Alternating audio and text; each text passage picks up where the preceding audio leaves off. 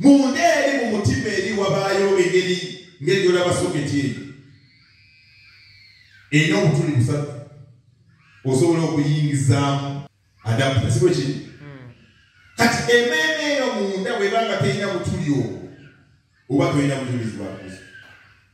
kubanga obutuli bw'omunda bulina okuba nga buguddibwawo bwe buti ng'eggulu lisobola okuteeka mu pulaga yaalyo eritambuza emirimu gy'eggulu kati abangi eyo soketi erisiruti pulaga y'eggulu yingizaako obutuli bwa buliwa tegulabika kubanga omutima gwo teguliimu bujulirwa omuzungu kyayita that is called a receptacle munda emmeeme eyo esobola okukyuka neba mu ango oba mu position esobola okuwulira Mukama kyagezaako okwogera kitegeeza nti awo oba ofuuse kibya Mukama kyasobola okukozesa n'agamba tukozese omwana oyo twogere ebintu byaffe ku nsi tajja kuba mu ggulu n'abulira enjiri tajja kikola ne bw'aba n'ayogera ekintu ayimusa omuntu buli bigambo yayagala okuyisaawo omakamba eniiso 10. Thank you, Jesus. Bw'aba n'akusindika mu ggwanga ki ng'alina kyayagala oyogere mu ggwanga eryo apima obutuli bwa soketi y'omunda eri nagamba twagala kuyisaayo adapta y'amasannyalaze 2.5 naye ono omwana receptacle ye soketi ye kyabwe kyali ku 10 oyo muleke ne banoonya kisobokera ddala n'okuyitibwa kw'omuntu okumuvaako ne kutuula bugwe kubanga buli aveeyo oba okitegere kiyinza okubanga mu ggulu kyateekateekebwa nti deewo yali kugendera Malawi oba Sweden naye wakuba deewo tali kiriya obutuli bwa soketi z'emmeeme ye bugale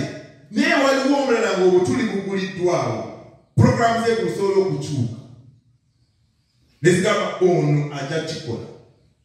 ne bakusindika n'akola omulimu abaweereza abangi nze beeraba Mukama baalikozesa mu maanyi bw'ogenda okunoonyereza mu nsi y'omwoyo tekyali kyabwe waliwo abakitwala ise Mukama n'agamba tewali buzibu ono omwana wange ajja kutambuza emirimu gyange n'obaka obuyitibwa waliwo omukazi wa Mukama yali w'amaanyi mu Amerika eyo Mukama n'amuyita n'agaana okuweereza n'anyumirwa okufumba okusinga okuweereza Mukama yafusiika naggayi famire negenda mu maaso naye munda eri ebbanja lyasigalayo weyayita ebbanga n'agamba Mukama nsaba kwenenya saakuweereza naye nkusaba Mukama waakiri mu baana bange kye nalina okukola waakiri abeekuuze musango gunsinze nzikiriza era mu butuufu yazaala omuwala erinnya lye Catherine Pullman yatambuza omunagiro tegwali gugwe gwali gulina okuba ku maama we era bw'onoonyereza omukazi oyo mu butuufu abantu abaweereza Mukama mu maanyi yafa mu myaka gye7 abantu batambuziza amafuta ku nsi kuno omukazi oli yali wanjawulo amiina Mukama yamukozesa ebintu eby'amaanyi tosobola nakukkiriza bwe bakugamba ogamba mboozi ng'ate yafa mu gye7 nga nange nali sinazaala amiina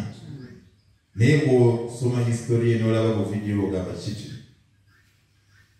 yaleetawo enkola nti omuntu osobola kukolagana n'omwoyo omutukuvu nga mukwano gwo era ne bw'olaba Benini bakikopa ku ye kutegeera naye kyava ku ki maama we bw'osoma histori bagamba omwana we yazaalibwa mu famire nga maama we yalina okuba muweereza n'atakikola n'asaba eggulu mu kwenenya nti okuyitibwako kumekulera okufa wabeewo omwana akola ki